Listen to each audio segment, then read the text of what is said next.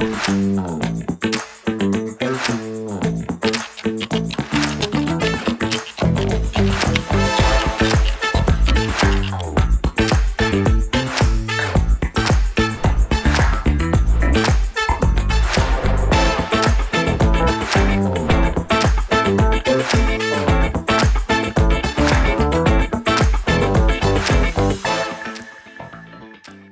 dear lovely viewers, you're very welcome to Affinity yet again, our beautiful love, marriage, family and legacy podcast. This is a podcast that has its interest in your love story, that has interest in your marriage life and journey, that has interest in your family journey and your legacy journey. Your love story, we explore how people experience love and how they walk it until the day it leads them to a marital relationship. Your marriage story, we explore how together you meet a significant other, enter a marital covenant, and start a relationship that will last you a lifetime. And then your family, we explore how then your marriage matures into a family affecting other people and being affected by other people, building a community, and then later on a nation. That is why we bring in the element of legacy. Today we are delighted to host a very special guest, a friend, a counselor, also a senior. He is way older than me.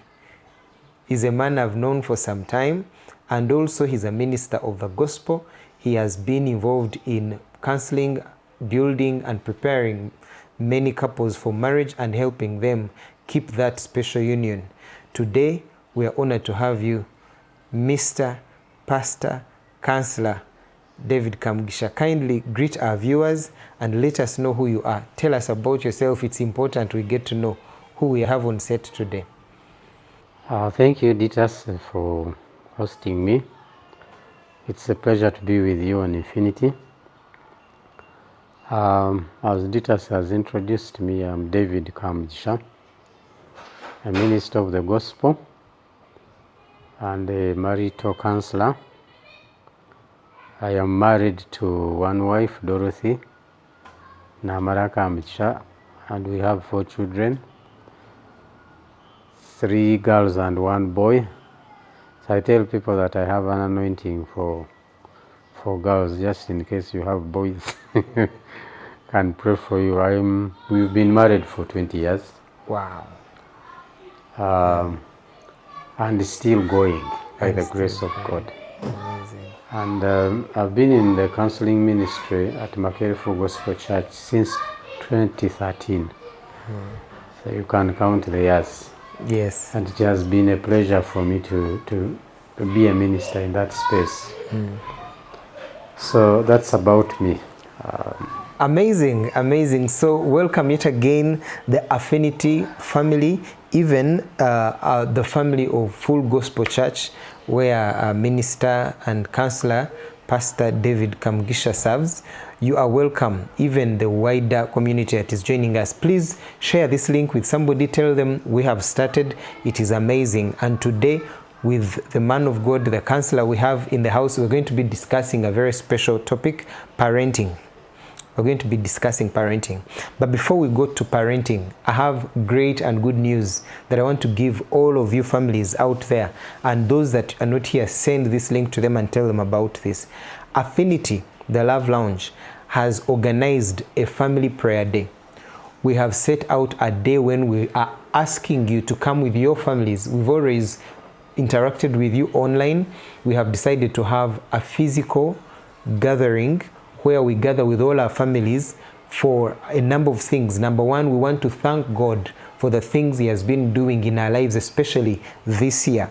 This is the year when Affinity started in the month of June. But we want to also thank God for the things He has been doing in your lives beyond even what Affinity has contributed to bring insights to you. But also we want to be able to take off time to dedicate to God the year that is coming ahead, the year 2026. We want to be able to pray for our families, our dreams, our interests, our desires. We want to dedicate our programs. We also want to be able to petition God on things that we want to see in our homes and our families. Some of us want children, and we have not seen children. We've not seen the fruit of the womb. We have a God that is able to answer. He answered Sarah at a very old age. He answered Abraham. He answered Rebecca. You know, he answered Rachel. These are women that we know, matriarchs, that never had children, but God gave them children. We want to deal with issues of lack, poverty, families living in crises of money. We want to trust God, go before Him and petition God to see breakthroughs for our families. We're going to deal with diseases. Families are going through a lot of challenges with diseases, spending so much money over a loved one that doesn't get healed. We want to be able to come before God together as families.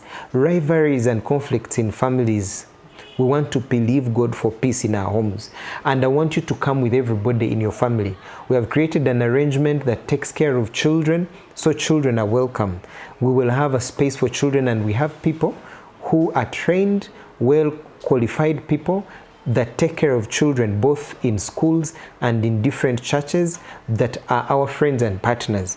We're going to make sure that we are preparing them throughout this season to make sure that day they are able to minister to our children and they are well, so that you can come up and concentrate as family. We're going to take off time to pray together, thank God. We're going to dedicate our candidates who are going to be doing their exams.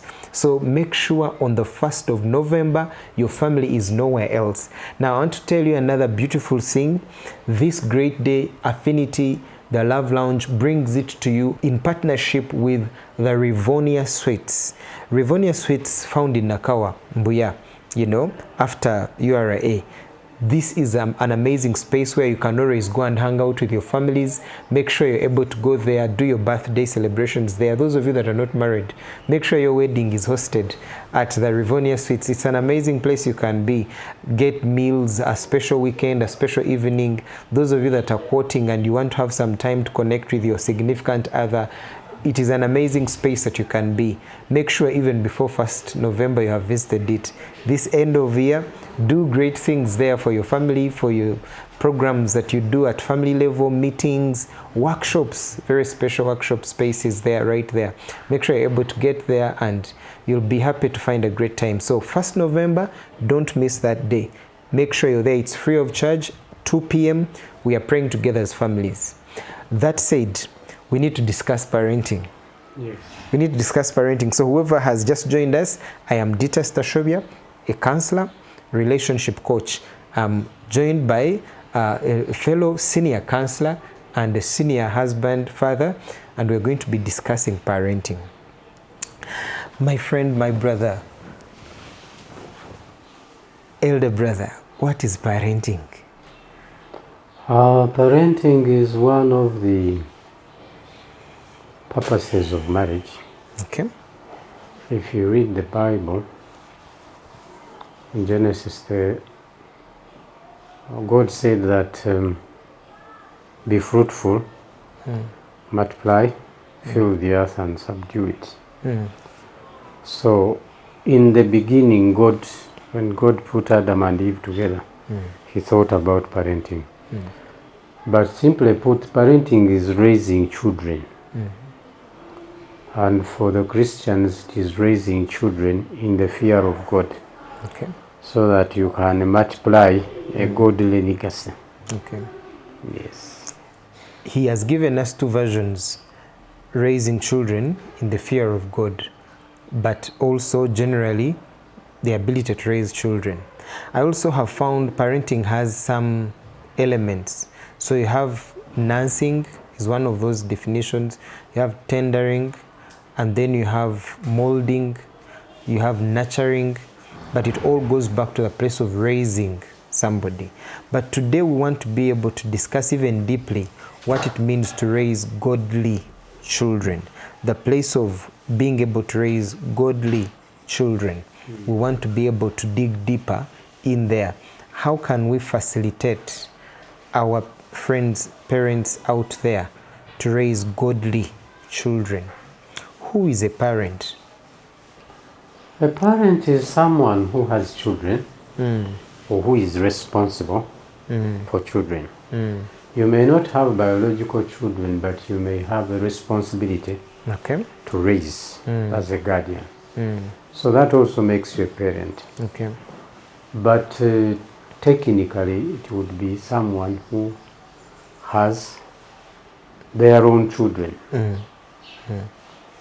Yeah, but I want to broaden it and include even the people who God has given a responsibility to raise children, even if they are not theirs. Yes. Yeah. How long have you been raising children? As long as I can remember. Wow. Because before I got married, I was raising my orphans of my late brothers. Okay. In fact, when I finished school, I started that responsibility. You know, in our African setting, there is no way you can stick to the nuclear family. Yes, that's right. So I had this boy and girl that I was paying school fees for, and they were staying with me. So I would go to their schools for parents' meeting. You know, instill them values of our faith. I was basically in charge of them because both parents, one of them didn't have both parents. So I've been a parent before even I became A parent. a biological parent. Biological parent. Yes. So parenthood is the place of raising children, whether or not they are biologically yours. Yes. If you are accountable to them, you are a parent. Yes. Right? Yes. You have talked about instilling values. I heard you mention you'd instill in them values. How does one instilling values? How does one instill values in another? First of all, parenting is a journey. So it starts from infancy. So you have that level, then as they grow up, different levels, you get to a teenage level. So instilling values begins right from the time the child is born. Yes. And the best way to do it is living by example. So for example, as the believers, if you tell your children that we trust in God, we have to pray, and you don't pray, that value will not be taken up. Okay. If you tell children that you need to be honest, and then somebody calls you at home and you tell them, oh, I am in Guru. Yet you're in Kampala. That you're in Kampala, the And child children are watching you. they are watching you. So instilling values means that we walk the talk. Okay. Our actions and our deeds must match. They must match. There should be a reconciliation. Yes. Between your words and what you behave, what you live like. So basically there is a place where these people are observing us, and even beyond observing even themselves, they may not necessarily recognize that I am tracking what you're doing, but there is an indirect transfer of behavior and pattern.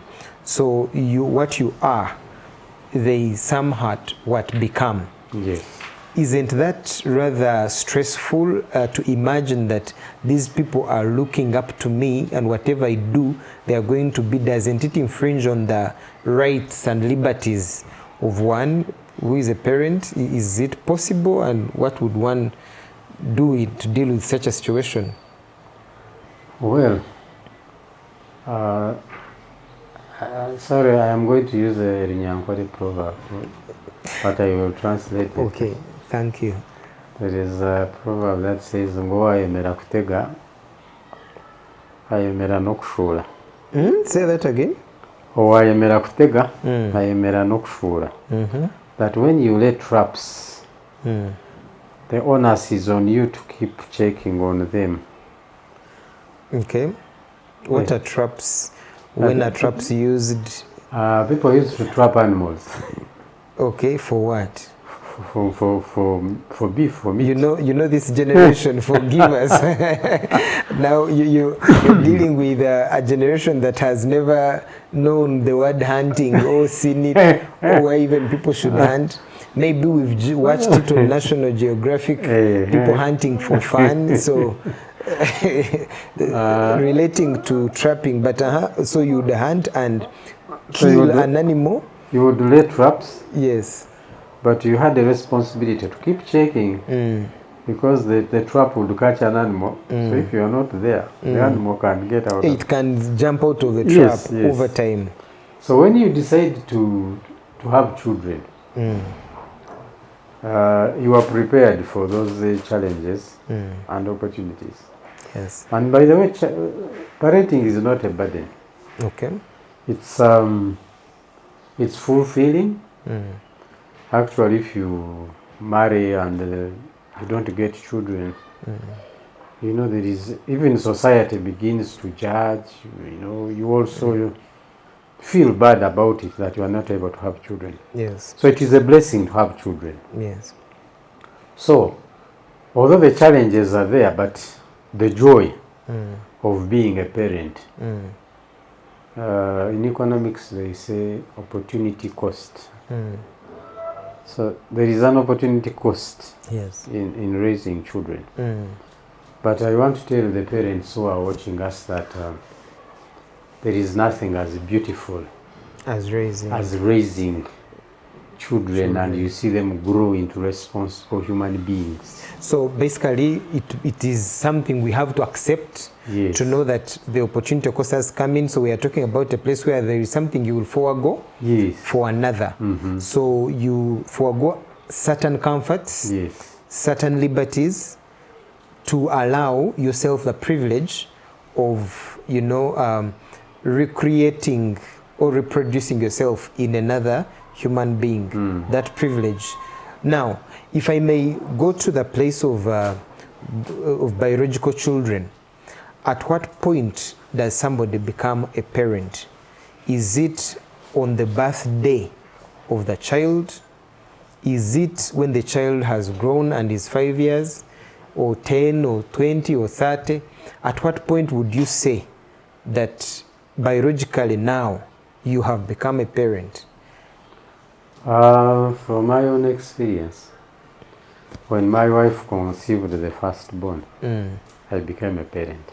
So at conception, yes, when the news came, you knew I have become a parent.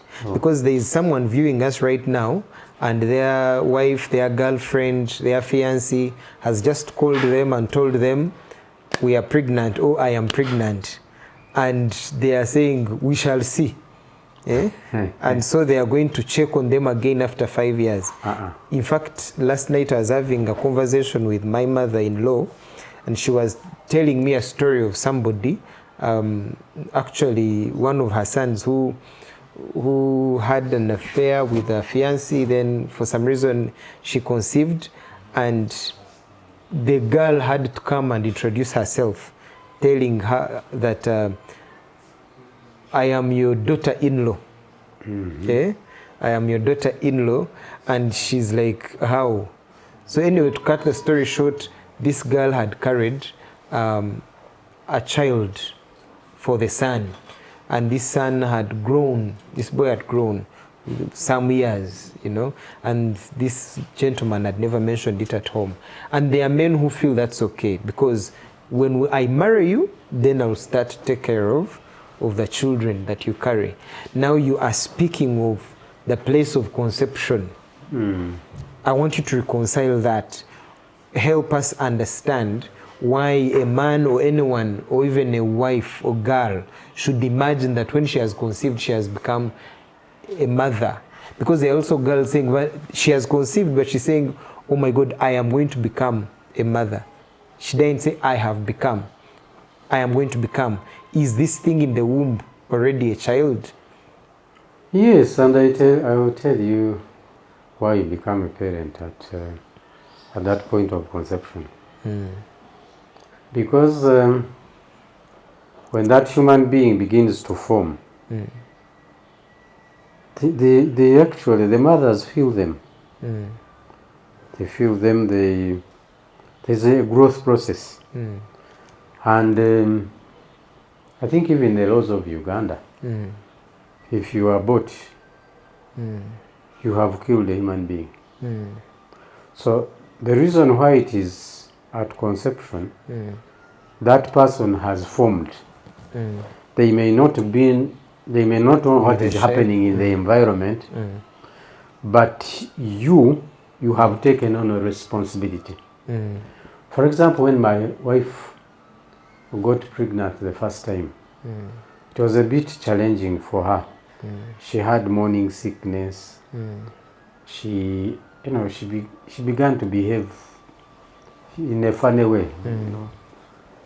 So, because of that other person who has come in the mix or in the relationship, right away we became parents. We started going for antenatal. She started going for antenatal care. We started paying bills. And ladies are strategic planners. Even at 1 month, she's thinking about the 9 months, the 5 hospital years, where she will give birth, the clothes, changing diet. So you become a parent because you immediately have a responsibility to feed a certain way for an extra person that has come, and also because of your choices. Yes. So you have to think that has a financial implication, and that has a psychological implication. So you can no longer live as though you are one.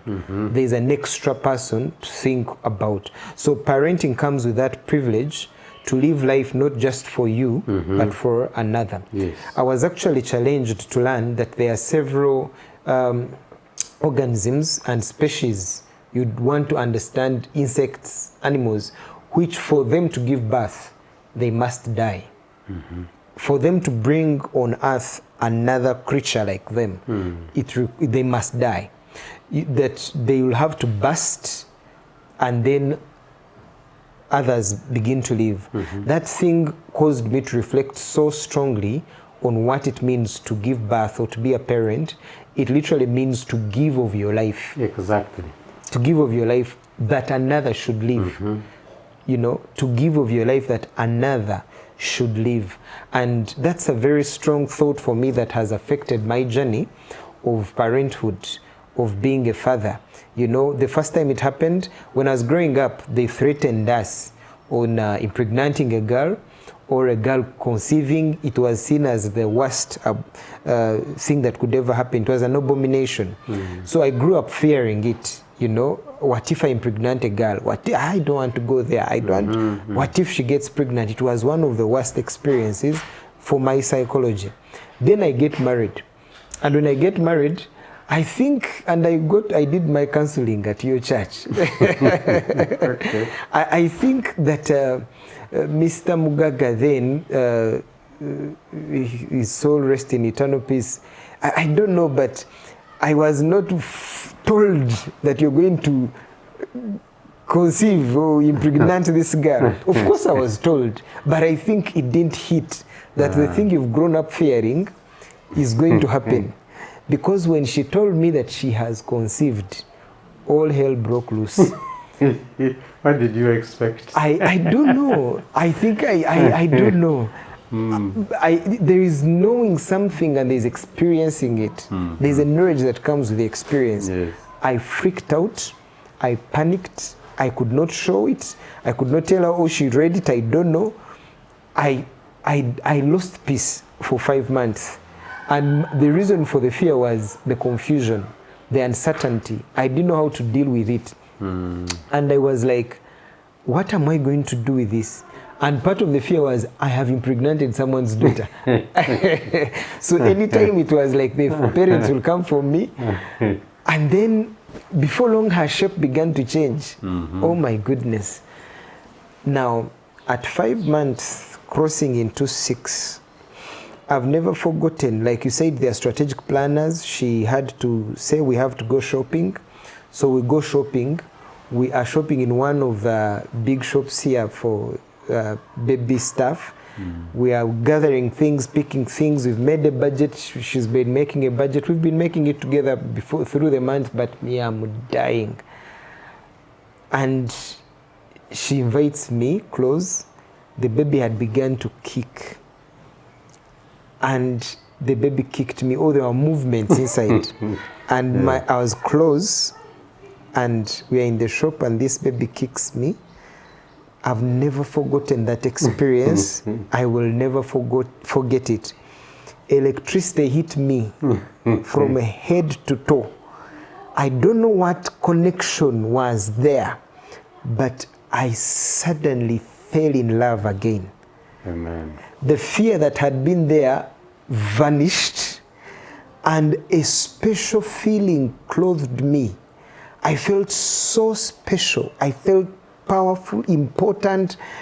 I sort of wanted to keep, I could literally feel like I'm holding that baby. I could see her. I kept holding my wife's womb, literally. I stayed there standing for long, and from that moment, I have never had a greater privilege. To date, she is an amazing girl to look at. She's now 8 years. Wow. And it's been a very, very special privilege like none other. It's something I cannot define. I was willing to spend all my money. In fact, I spent a lot of money, that initial shopping. With a lot of joy. Oh my God. I could spend. So when you're talking about spending money, I want you to encourage a gentleman out there who is fearing to come to interact with that news, who is going through what I went through for 5 months. Some are going through it for 5 years, like the story my mother-in-law told me about, or others are doing it 10 years and they've never seen their child. Others, they cut out. I've had stories of men who die, and when they die, their children are 20, 22. They are asking their mother, do I not have a father? There is a girl who was told at 22 that your father has passed on. And she's like, Mom, you told me my dad died. And the mother said, well, he has died now. So the girl got to meet her family at 22 on the burial of her father, and they lived in the same town. Wow. But But she had never known that her father is there. But what do you say to the men who are out there scared, or women scared of telling the responsible men for the pregnancies, for the children they have carried, and there's never been that connection? now, if we go back to the beginning, God intended that children are raised in a family. That's why we, as Christians, we discourage premarital sex. Because when you go into it, sometimes people are not prepared psychologically to become parents. So when they get that news, they are shocked.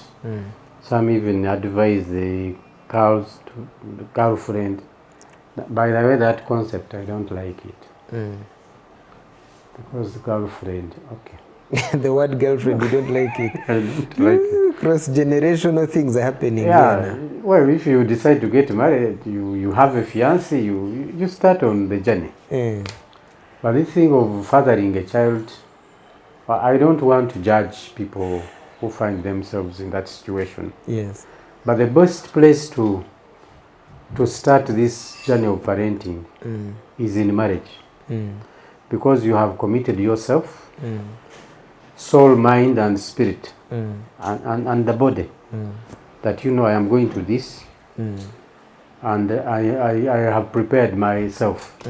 For me, unlike you, when my wife told me that she was pregnant, I celebrated. I said, hallelujah. Maybe because I married when I was a bit of age. Yes. So, men who are scared. I was of age also, I was not a minor. Me, I was, they used to call me senior bachelor.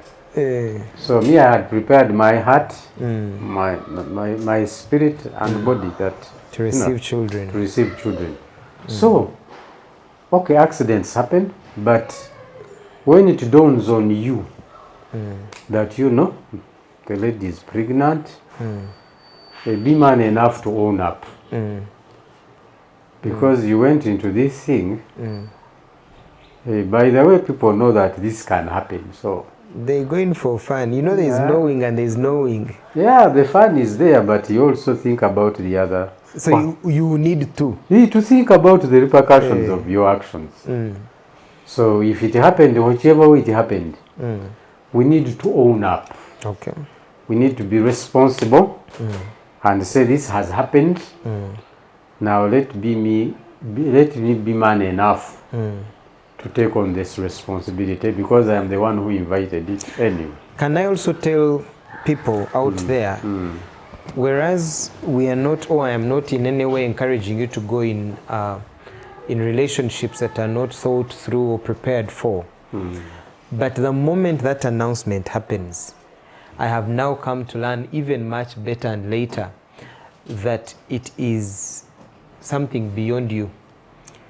A new life has arrived from heaven. Exactly. Immediately think on how God has trusted you, how you've been privileged with this opportunity to father or mother a child. Maybe it is society that has brought the stigma, the fear, there is a societal role in causing this fear in these men and women because of the place of unpreparedness. It's important that people prepare, but in case you're not prepared, but now it has happened, you need to realize that there is God who is above all understanding and is going to take care of this child. Actually, let me quote one international figure, the former president of the United States, Barack Obama. The father was a student when the girlfriend, the word you don't like, conceived of Barack Obama, and actually in the fear and that confusion, being an international student, had to run back to Kenya after his school, of course, and was not able to stay to take care of this boy. But lo and behold, see what this boy became. You know, the first black president of the United States of America, something that many blacks had dreamed of for a very long time. So you don't know what may be in your womb, and it is beyond your understanding. Exactly. This man even died before he could see that experience. That said, man of God, let's move forward and discuss some things. The children are around you, they are growing. You are one individual, you have one mind, you have one perspective of life, you have this one structure of life. When these children come, you're trying to teach them things the same way, same time. Sometimes you talk over dinner, you're trying to show things the same way, you're living your lifestyle a particular way, but yet they seem to be tending to different directions. They are becoming different. How does someone ably parent with grace children with different strengths and dynamics, different uniqueness, without causing harm on one and or favoring the other over the other? How does somebody navigate that kind of conflict? I have learned through experience that, and as a believer, that when a responsibility comes, there is grace for it. Okay. When you get a job, there is a way you begin to adjust to do the job. So even parenting, when God gives you children, there is grace for you. Now I'm talking as a believer. Of course, I know I'm talking to people who are not believers like me, but when that responsibility comes, there is a grace. One of the reasons I took long to marry, by the way, I got married at 40. Ooh, 40 years. 40 years. A senior bachelor indeed. And they say life begins at 40. Yes. So I used to fear, how will I take care of somebody's daughter? But when I got married, I realized that my fear was unfounded. Okay. Because when that responsibility comes, the Bible says in Proverbs, I think it is 18:20, that he who finds a wife finds a good thing and obtains favor. I have seen that favor. Mm-hmm. I've seen that favor. When you encouraging someone now. I'm encouraging someone out there who thinks that, hey, where do I get the money even to prepare for a wedding? When that favor comes, when that good thing comes, favor comes with it. Following it. Even with children, when you get children, amazingly, there is a way God works out things for you to be able to take care of the antenatal issues, even when a child is born, even when a child starts school. You were talking about that famous gentleman of the United States, how that lady struggled maybe to raise him without a father. So there is grace. I have now 4 children going to school. If I told you how much money we pay every term, you might think that we are a very rich family, but you know. But you're rich. Yeah, I am rich by the grace of God, because I am able to take care of my responsibilities. But I want to say that God provides. That grace comes with favor from God. Man of God, I'm struggling personally. Let me actually be vulnerable here. You better start to help me. You're senior. I have a boy that is 6 years. I have a girl that is 8. The girl is so outgoing, so they call it. Her talents are so outgoing. She can make friends. When people show up here, she's not the kind that will peep from the corner or go to the room. And she's not the excited one, hyped them. She's coming to be excited over people. No, she walks to you, gives you a handshake, greets you, tells you her name, welcomes you home, asks you what she can offer you.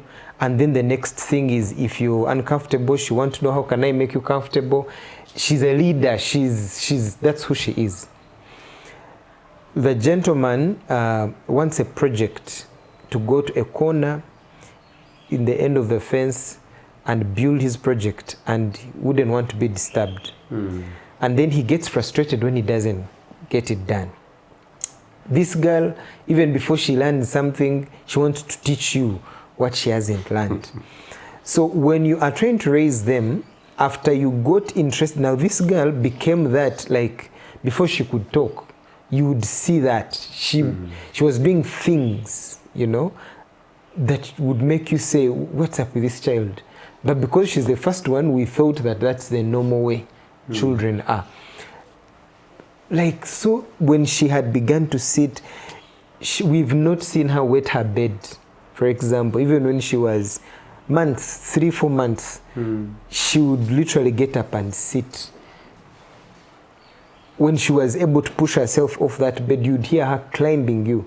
And we struggled with her. You're stopping her, you think she's going to fall.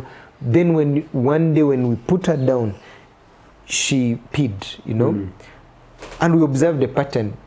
And you're like, how did this girl know that I can't wet this bed? You won't believe it, but it is as true as I'm telling you. I wish the mother was here. 4 months, she's pushing herself off the bed. When you put her down, she pees. Before she refuses to release herself and ease herself. And all her life, she has not wetted her bed.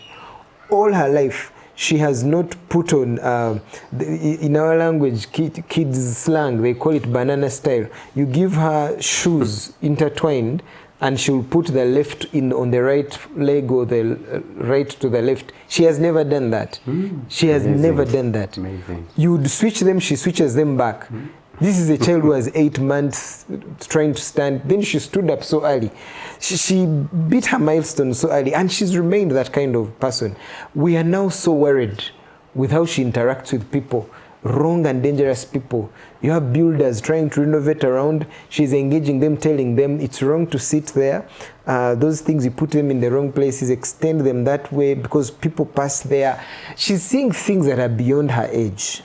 Even her class, so much. Now, the boy comes, very brilliant. She brings amazing results from school. But she is going to quietly observe you. And when you're done, he knows everything you did. Very different characters. He doesn't want to talk. When people come home, he doesn't want you to bring him where people are. Now, you torment him, wanting him to become like the other one. Then you torment the other one, wanting her to calm down and be organized. You are the same person and you don't know how to divide your emotions in both. Sometimes it's as if you love the boy because for him he's always calm, very obedient. Whatever you say, immediately he does. The girl wants to out-reason you. But why are you saying that? Why are you asking me? Because she begins to show you a different way. The boy, what you tell him is what he does. So my question is, how do I, which is the same individual, same mind, same heart, be able to support these two individuals, raise well, graciously, without breaking myself and without killing their individual uniqueness and strength? And I imagine I'm talking for many parents out there. Yeah, you are right. Now, by the way, marriage is interesting because if you look at yourselves as a couple, you are totally different from your wife. Yes, that's true. That's how I started to realize that this thing of like poles repel and unlike poles attract Each other. It made sense because my wife is totally different from me. She's the quiet type. I am an outgoing person. For me, I can strike a conversation with a stranger, but for her, she wants her space. So even the children, we should acknowledge that they are like us.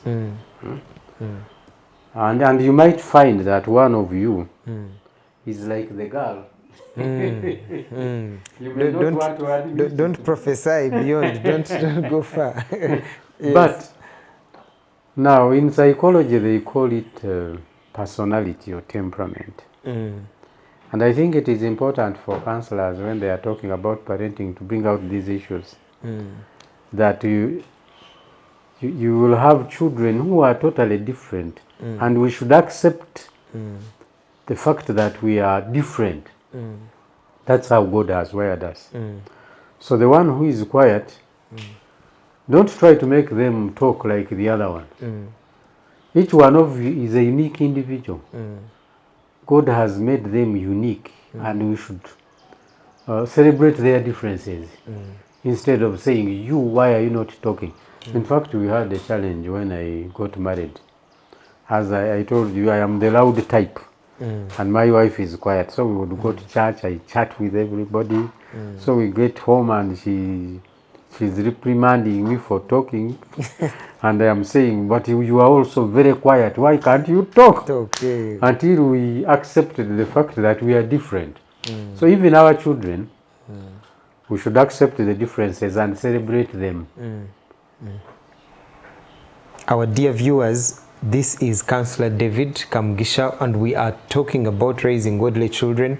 We are talking about parenting. We are trying to look through this issue and learn together, and feel free to give us opinions in your comment section and even to seek help when you're having challenges with children. Now, disciplining. Help us understand the place of how we can discipline children without damaging them. How can we keep our children in line, and whenever they're going off course, how do we discipline them? I imagine you have teenagers.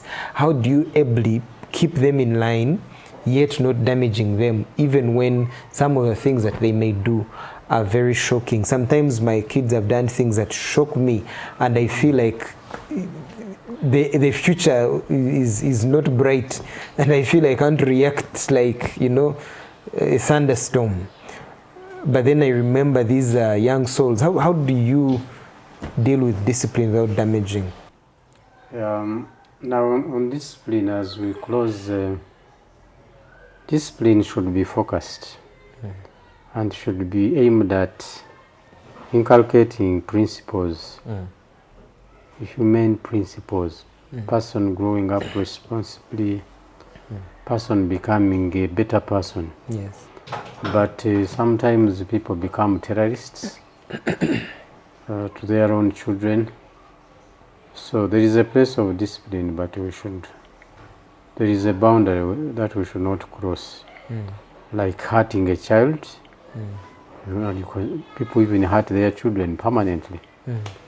So discipline should be focused on improving the individual, not hurting the child.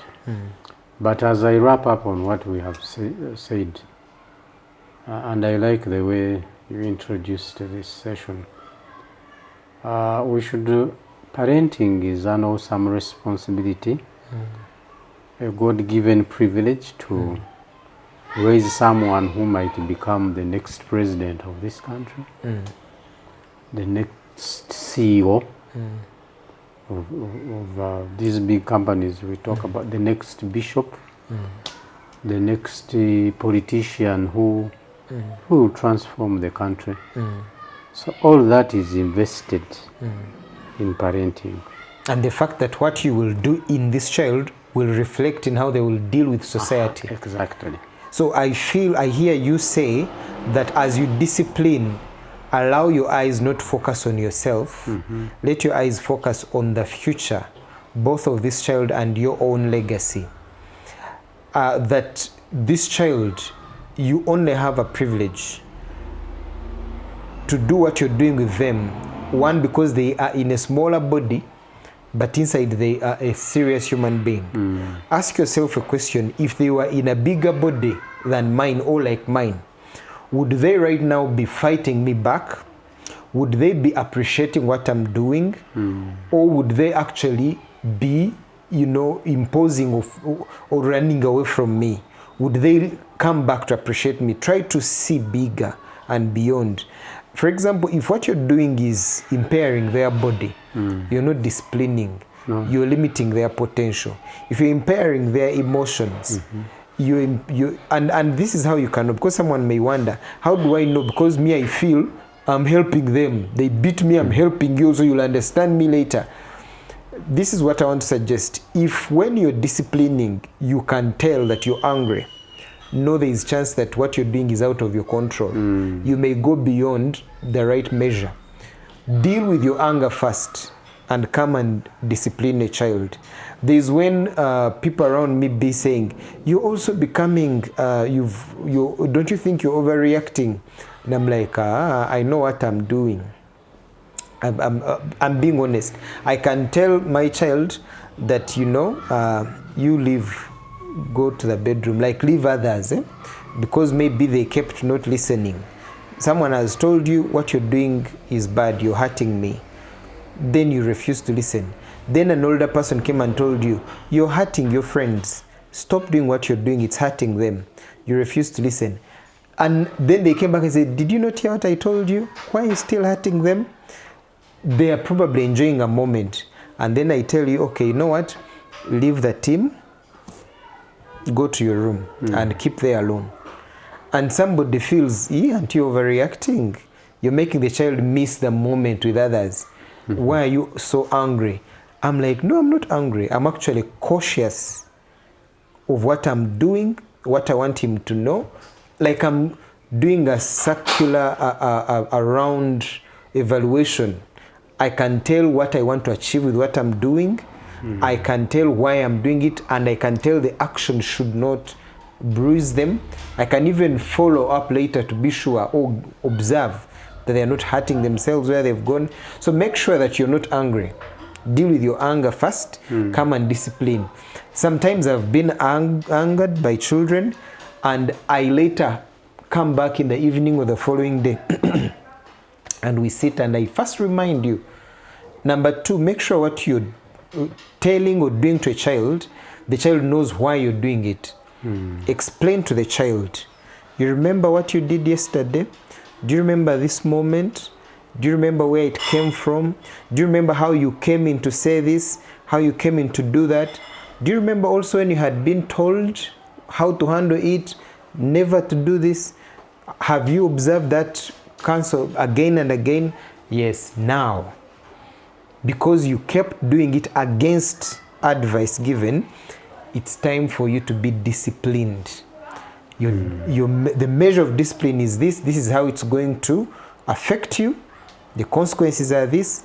And if you don't learn, it will be even accelerated. So let them know that they have been disciplined for them being in discipline in ABCD ways, so that they can track themselves and know, if I change this, I will not suffer these repercussions. If I attend to this, I'll be able to, so that they don't hate you, for example. They don't say you're their enemy. They don't see you as a problem or hate themselves or feel they are undeserving of love, favor, or everyone's, accommodation. They can point to something and know this is the problem. I can prolong it. As long as I prolong it, consequences are going to be prolonged.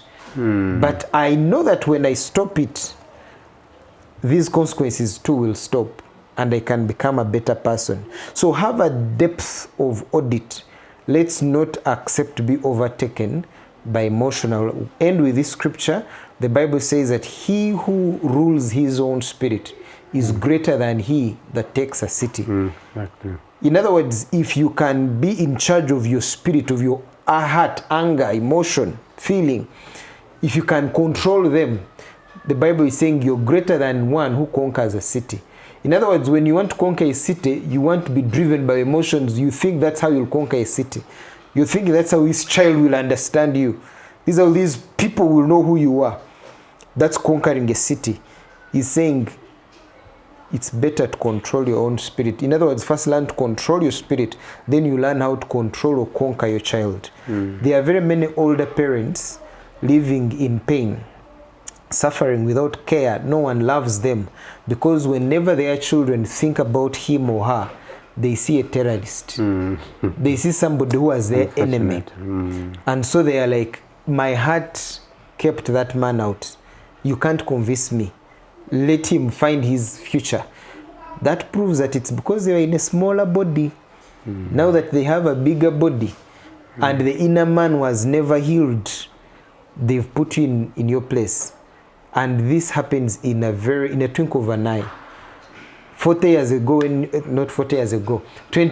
you were getting married, when you look at it now, doesn't it look like yesterday? Do you feel like it's a lot of time?